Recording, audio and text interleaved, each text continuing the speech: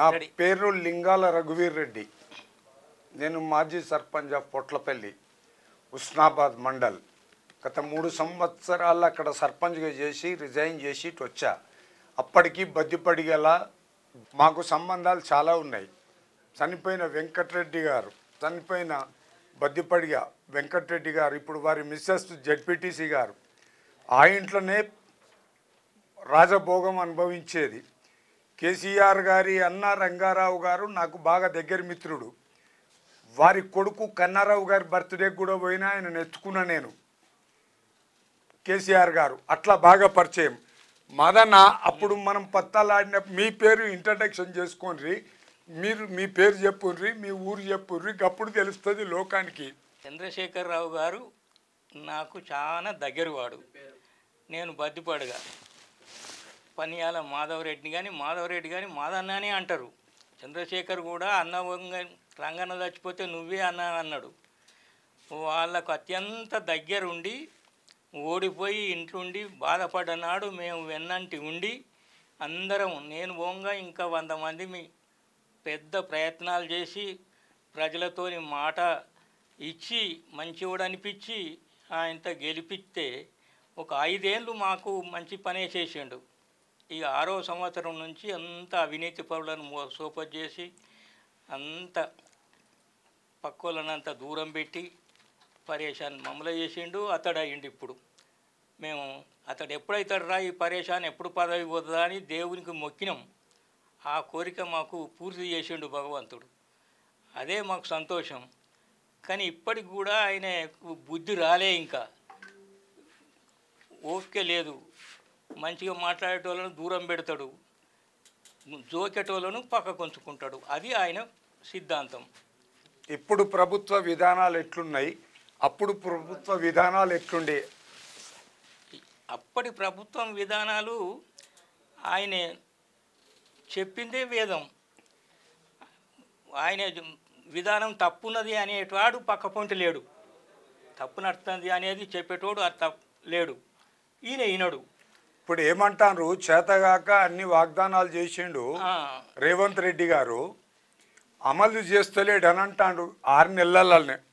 ఆ మాట అంటారు కానీ ఆయనకు కూడా రేవంత్ రెడ్డికి ఇప్పుడు ఆర్థికమైన ఇబ్బందులు పెట్టిండు కదా, ఆర్థికమైన ఇబ్బందులతోనే సతమతం అవుతాడు. అవి తప్పనిసరి. నేను ఏమంటున్నా, రేవంత్ రెడ్డి గారికి ఖాళీ గంప ఇచ్చిండు, అప్పుల గంప. ఖాళీ గంప కూడా ఇయ్యలే, అప్పులతోని కూడిన గంప ఇచ్చిండు. ఆ గంపకు అప్పులు కట్టేతందుకే తీరుతలేదు, ఎక్కడికి వెళ్ళి వ్యవస్థ నడిపినా కూడా. ఇప్పుడు నీ ఆలోచన ఏంది? అయితే ఒక్కటే రఘువీర్ రెడ్డి గారు చెప్పాలి.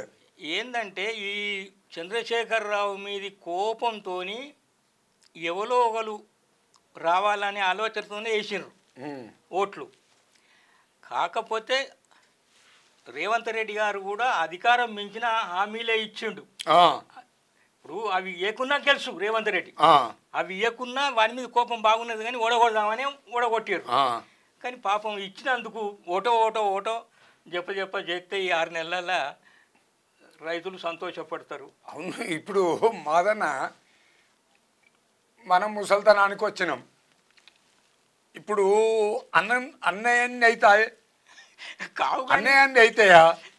ఒక్కటి మంచి కోరుతున్నాం మనం, ఆ దేవుని ఆశీస్సులు మంచిగా ఉండేది ఉంటే అన్ని మంచిగానే జరుగుతాయి. దుష్ప్రచారాలు ఎక్కువ అవుతున్నాయి మీడియా వల్ల. ఈడ పేపర్లు కొన్నారు, వాళ్ళకి అవన్నీ వస్తాయి కదా, ఛానళ్ళు పెట్టుకున్నారు, ఎవరి ఛానళ్ళు వాళ్ళే ప్రపగండా చేసుకుంటాన్రు. రేవంత్ రెడ్డి అన్ఫిట్ అని చెప్తాన్రు. దానికి నీ సమాధానం ఏంది నాకు చెప్పు. ఇప్పుడు చంద్రశేఖరరావుకు విజ్ఞానవంతుడు అని అంటారు, కానీ నాకు ఒక్కటి రఘువీర్ రెడ్డి గారు చెప్పాలి. నేను 25 సంవత్సరాలు సోపత్ చేసి ఉన్నా కానీ ఒక్కనాడు ఒక పుస్తకం చదవలే. 82,000 పుస్తకాలు చదివిండు అంటారు. సరే, ఇక అది చదివిండు చదవలేదు ఒకటే ముచ్చట్నే. ఆ విజ్ఞానం అంతా ఏమైంది? ఆ విజ్ఞానం ఉన్నది, అపర భగీరథుడు, మేధావి, దానికి ఒప్పుకుంటా. ఇప్పుడు నేను అనేది ఒకటే సబ్జెక్టు ఏంది అంటే, కేంద్రంతో సఖ్యత గుండు తప్ప. అది చాలా 100%, 100% అది కరెక్ట్. చేసేదే కేంద్రం, నిధులు ఇచ్చేది కేంద్రం. నీ బియ్యం పంచేది కేంద్రమే, బియ్యం వాళ్ళే ఇస్తారు. మరిగా అన్ని చెప్తాండ్రు, అన్నిటికీ కేంద్రంతో మంచుకుంటే తప్పెక్కడైతుంది? తప్పేం కాదు, ఈ రేవంత్ రెడ్డి చేసేది ఇది కరెక్టే. ఆయన కన్నా పెద్దోడు వయసులో నరేంద్ర మోడీని వేరే బడే బాయ్ అంటే తప్పేంది నాకు చూపి. తప్పేం లేదు, అందులో ఏం తప్పలేదు. మరిగా ఇతడు తప్ప అనుకుంటాడు. నువ్వు నూతుల వడ్డోని మీద 100 రాళ్ళు అనుకుంటా. ఇప్పుడు చంద్రబాబు శిష్యుడే అనుకుందాం, ఒకప్పుడు టీడీపీ గవర్నమెంట్లో ఉన్నోడే అనుకుందాం, వినవా? ఇప్పుడు సీఎం అయింది అనుకుందాం, అనుకునుడేంది అయిండు. ఆయనే కలిస్తే తప్పేంది? ఈడ తప్పేం లేదు, ఇవన్నీ ఆయన అన్ని మన ఓపిక లేని మాటలు. ఇప్పుడు ఈ ఈ స్టేట్కి ఆ స్టేట్కు దగ్గర అంటుకొని ఉన్నది, మంచి చెడ్డ మాట్లాడుకుంటే ఒరిగేది ఏంది నీకు? ఏం లేదు, ఈయన ఎక్కువ అన్ని ఈర్ష, నాకంటే ఎక్కువ ఎట్లా పోతాడు అనేది ఒకటి. మళ్ళా చంద్రబాబు తెలంగాణలో అడుగు పెట్టిండు, మళ్ళా ఆంధ్ర అవుతుంది అని అంటే తప్పు. అది ఎవరితోని సాధ్యమవుతుంది, ఎవరితోని కాదు అది. ఇప్పుడు చంద్రశేఖర్ రావు అనేటి పూర్తి సత్యమైన మాటలకు దూరం ఉన్నాడు. అతిరథ మహారథుడు చంద్రబాబు నాయుడు, మహామేధావి, ఆయన దగ్గర శిష్యుడే కేసీఆర్, ఎరికే అది మర్చిపోద్దు. ఆయన చేయంగానే భిక్ష. చంద్రబాబు నాయుడును విమర్శించే ముందు నేను ఎక్కడున్నా అనేది విమర్శించుకోవాలి ఆయనకి ఆయనే. చంద్రబాబు నాయుడు చేయంగానే అప్పుడు రవాణా మంత్రి అయినప్పుడు మరి ఆత్మ విమర్శనం లేకపోతే అన్ని మర్చిపోతే ఎట్లా చేసిండు? అంత సాధ్యం కాదు కదా. చంద్రశేఖర్ రావు చేసేటి ఇప్పటికి కూడా ఓపికలే, అదే మన ఆయన మాటలకు ఆయన అహంకారానికి ఇంకా తగ్గినట్టు కనబడలేదు. ఇంకోటే, ప్రభుత్వాన్ని పడగొడతా కూలగొడతా చెప్పేది వినరు. ప్రభుత్వాన్ని పడగొడతా కూలగొడతా పొంగులేటి శ్రీనివాస్ రెడ్డి అన్న మొత్తం అందరినీ పట్టుకొని గవర్నమెంట్ కూలగొడతాడని ప్రచారాలు చేస్తాను. ఎంత మట్టుకు నిజం ఇది? అది చాలా పొరపాటు. అది ప్రభుత్వం ఎంత అనుకుంటాడు కానీ పోదు. 5 ఏళ్ళు మంచిగానే ఉంటారు, 5 ఏళ్ళు ప్రజలకు ఆయన సేవనే చేస్తాడు. మనం ప్రజలను కూడా మంచి ఏంటనే మంచిగా ఇస్తాం ఓటు. అప్పటికి రేషన్ కార్డులు రావన్నంటే కారు ఉన్నోనికి ఇల్లున్నోనికి రేషన్ కార్డులు 100 కొద్ది ఉన్నాయి ఈడ. అవన్నీ రీసైక్లింగ్ చేయాలంటే సమయం ఆసనం అవుతుంది. కొత్త వాళ్ళకి ఇవ్వాలంటే పాతవి తొలగించాలి బలిచినోని, అప్పుడే కదా ప్రభుత్వానికి కొంచెం అండదండగా ఉంటది. రఘువీర్ రెడ్డి గారు ఆయన గవర్నమెంట్ లో ఒక రేషన్ కార్డే ఇవ్వలేదు. మరి ఇప్పుడు రేషన్ కార్డు అంటే ఎట్లా? ఇప్పుడు వాళ్ళు ఇస్తారు, ఇంకో 6 నెలలో 3 నెలల వరకు కొన్ని మార్చేస్తాడు ఆయన. అప్పుడు కొంచెం ఎందుకొరకంటే ఆయన కూడా ఇప్పుడు మన రేవంత్ రెడ్డి గారు కూడా ఒక మంచి నిర్ణయం. మన 5 మండలాలు 7 మండలాలు అడిగింది తప్పేం లేదు. భద్రాచలము అటువంటి అందులో మాట్లాడిండు చంద్రబాబుతోని, అందులో తప్పేం జరుగుతుంది? తప్పేం లేదు, న్యాయం చేయమంటున్నాం. ఆయన చేస్తా అన్నాడు, ఇస్తా అన్నారు. కేంద్ర గవర్నమెంట్ కు లెటర్ రాస్తా. ఇలాంటి పేపర్లో చూసిన ఆయన పేరేంది విజయసాయి రెడ్డి. ఆ మండలాలు అట్లా తెలంగాణలో కలిపితే సర్వనాశనం అయిపోతుంది, మళ్ళా ఆంధ్ర తెలంగాణ ఒక్కటైతుంది అని మాట్లాడుతాడు. ఆయన ఆరువులు అడిగిండు కదనే. అదే విజయసాయి రెడ్డి ఆరువులు అధికారం పోయింది అనే కోపం మీద ఈ దుష్ప్రచారాలు నడుస్తున్నాయి ఇక్కడ. ఇది ఎంత మట్టుకు సబబు? దుష్ప్రచారం ప్రజలు నమ్మే పరిస్థితిలో లేరు రఘువీరెడ్డి గారు. మరి నేను ఒక్కటే మీతో, నేను వేరే అంటలేను, ప్రజలు ఏమంటారు అనేది నాకెరక. అక్కడక్కడ పోతాం చేసుకుని ఎక్కడ నీకు అంత మైనస్ ఏమున్నది? మాదన్న కేసీఆర్ ఎక్కడ కష్టపడ్డట్టు, కేసీఆర్ ఎక్కడనో పెయింట్ వేసినట్టు గోడలకు, ఎక్కడనో కూలికి పోయినట్టు మనం చూడలే. చేసిందల్లా ఒకటే పని. ఏం పనో చెప్పేది కేసీఆర్ గారు. పాస్పోర్ట్ల కాడికెళ్ళి చెప్పుకరా, నీకు తెలిసిన కాడికెళ్ళి. పాస్పోర్ట్ల సంగతి అంటే పాస్పోర్ట్లు ఇప్పిస్తా, వాళ్ళని దుబాయ్కి పంపుతా అని చేసిన మాట నిజమే. అప్పుడు ఎంతోమందికి ఊళ్ళో పొంటోళ్లకు అందరికీ స్నేహితులకు నీది అని తీసుకురా అని పైరవేలు చేస్తా అంటే వీళ్ళు ఊళ్ళో పొంటోళ్ళంతా సబ్ ఏజెంట్లు, వీళ్ళంతా 4, 5, 10 మంది మనిషికి 25,000 చొప్పున తీసుకుపోయి ఇస్తే నేను దుబాయ్ పోతా అని పైరవి చేస్తే ఢిల్లీలో ఉండే. అప్పుడు ఢిల్లీ ఎందుకు నమ్మిర్రా అంటే సోనియా గాంధీ, అదే మన సంజయ్ గాంధీ ఈయనకు జర స్నేహితుడు ఉండే. అప్పుడు పంపుతాడో ఏమో అన్న ఆలోచనతో ఈయన మాటకారేనా ఆయనతో అందరి దగ్గర తీసుకున్నాడు, ఎవరిని దూలలేదు, అందరినీ నాశనం పట్టించిండు. ఈ తెచ్చిన వాళ్ళంతా ఉరి పెట్టుకొని చచ్చిపోయారు. పెద్ద ఆత్మహత్య చేసుకున్నారు. అప్పుడు గాది ఇన్నయ్య గారు నక్సలైట్ గుండే అప్పుడు తిరిగిన రోజులలో ఏమన్నా నీకు గుర్తున్నదా గాది ఇన్నయ్య గారి చరిత్ర?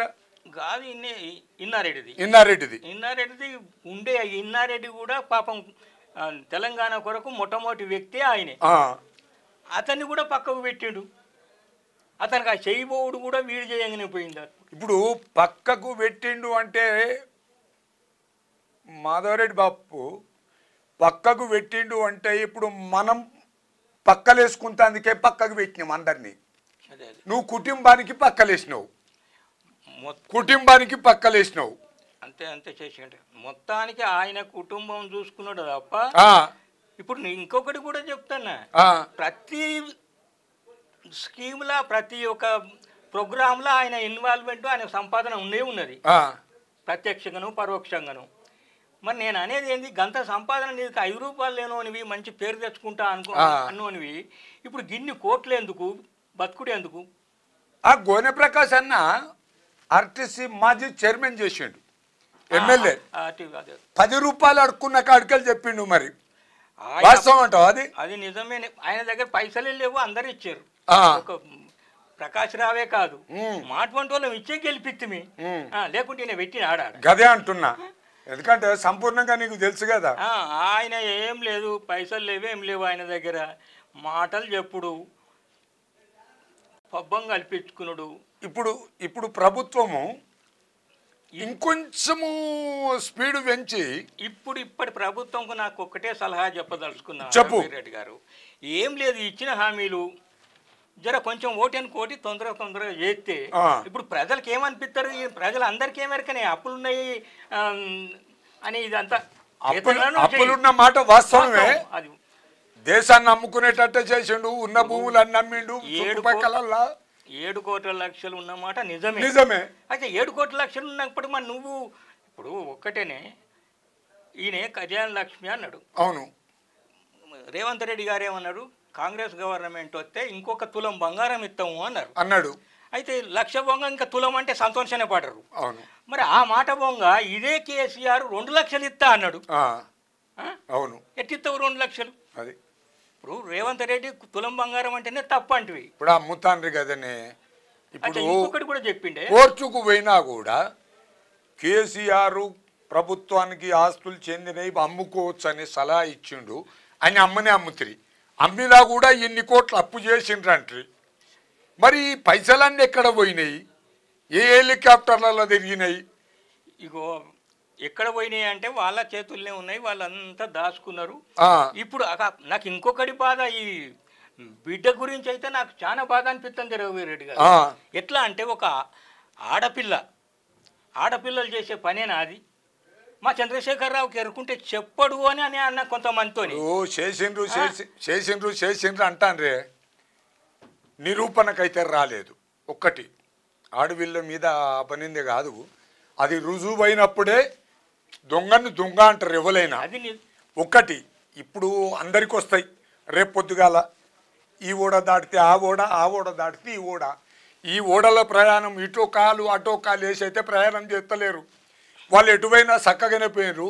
నేనేమంటున్నా, గతాన్ని మర్చిపో, ఇప్పుడు నువ్వు హామీలు ఇచ్చినవి అన్నీ నెరవేర్చుకుంటావో ప్రభుత్వానికి వ్యతిరేకత రాకుండా చూసుకో అని అంటున్నా.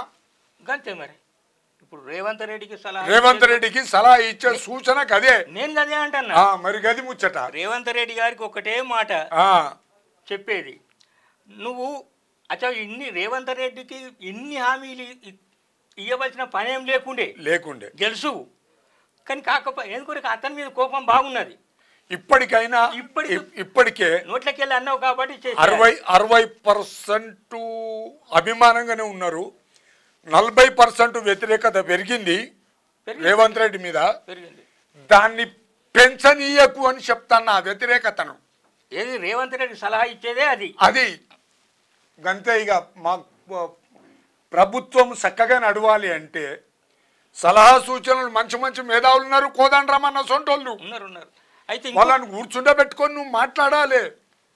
పట్టుకనే గెలవలే ఎమ్మెల్సీగా మల్లన్న, అంతకుముందే ఇండిపెండెంట్గా వేసి దగ్గర రోడ్లతో పోయిండు. అదే ఎలా పల్లరాజేశ్వర రెడ్డి అనే వ్యక్తి నిలబడి గెలిచిండు కోర్టు ఖర్చు పెట్టి ఆయన మీద మళ్ళీ ఇప్పుడు ఆయన వచ్చిన క్యాండిడేట్ మీద తడాకేందో చూపిస్తానండి. నేను ఆ రోజే చెప్పిన మాదన్న ఒక్క సీటు రాదు ఎంపీకని మీసాలు దిద్దిన ఆ రోజు. ఇది వాస్తవం, ఇది నగ్న సత్యమైంది. రాదు రాదు రానే రాదు, అయిపోయింది. రాష్ట్రం పేర్చినందుకు సిద్ధమైన పేర్చిండ్రని చెప్పిన. అయితే ఇంకొకటి వేరే స్టేట్లలో పోయి పెద్ద ప్రచారం చేసి నాది ఇది చేస్తా అంటాడు. ఎందుకు అది ఇక్కడనే లేకపోయా నీకు? మళ్ళీ ఇంకొకటి మొన్న వండర్ఫుల్ మాట మాట్లాడాడు. భారతదేశంలో వేరే వేరే స్టేట్ వాళ్ళు రైతులంతా బాధపడతారట ఈయన రమ్మని. ఇది ఇంకా నాకు నవ్వొస్తుంది. ఇది ఎక్కడ బాధపడతారో నాకు ఉంటుండొచ్చే, వచ్చిపోయిన వాళ్ళు ఉంటుండొచ్చు. అయ్యో ప్రభుత్వం నీది పోయిందని బాధపడేటోడు ఉండడానే ఒకడిద్దరు. దానికి చెప్పుకున్నాడు పెద్ద గొప్పన. అది అంతగా మహారాష్ట్రలో కర్ణాటకలో అక్కడ ఇక్కడ రైతులు పక్క ఉంటే ఏడుతండ్రట, అయ్యో నువ్వు వస్తే భారతదేశం ఇంకా మంచిగా అని. వాళ్ళకు ఫోన్ చేసిండే మహారాష్ట్ర వాళ్ళకు రమ్మంటే పోయిండు.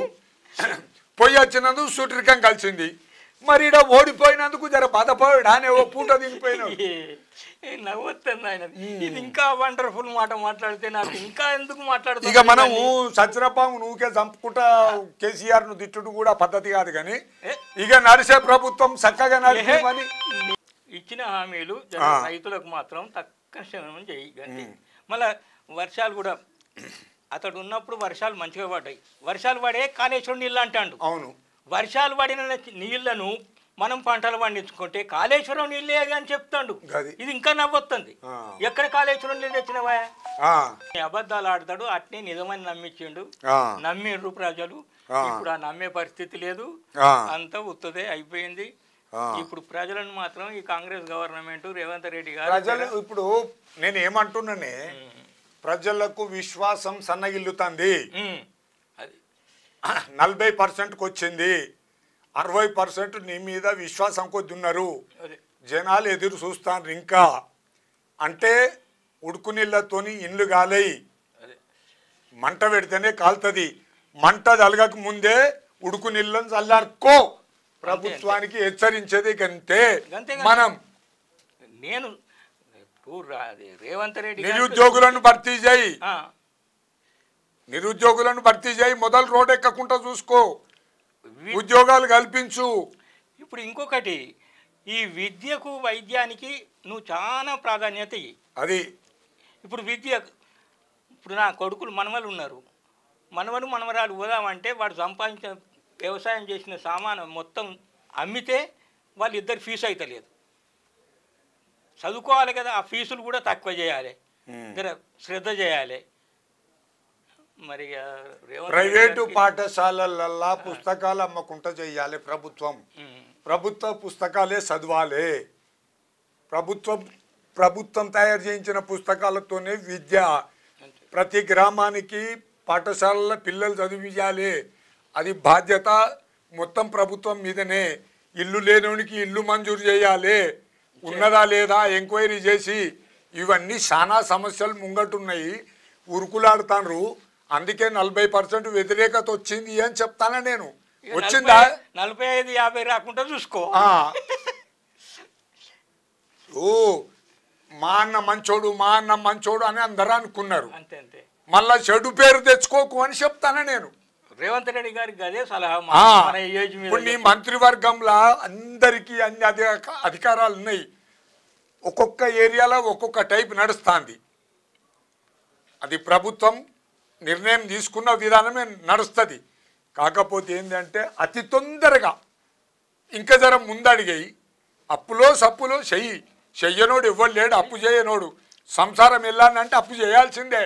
అందుకే గత అప్పులను పక్కకు పెట్టు, మిత్తిలు కట్టు, నువ్వేమన్నా చెయ్యి, బాధ్యతగా చెయ్యి.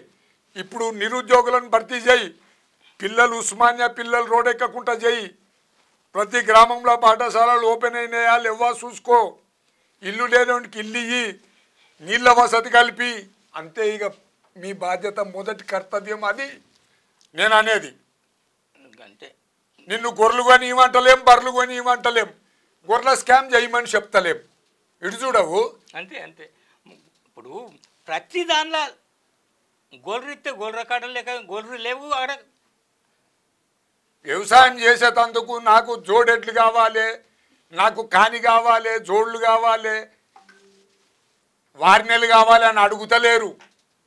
రుణమాఫీ అన్నావు చేస్తాన్నావు, చేయాలి. చెయ్యి గంటయిగా అక్కడికి వెళ్ళి స్టార్ట్ చేయిగా అన్ని తవ్వుకుంటా, హామీలన్నీ నెరవేర్చుకో, జర్రెన్కా ముందు చెప్పు.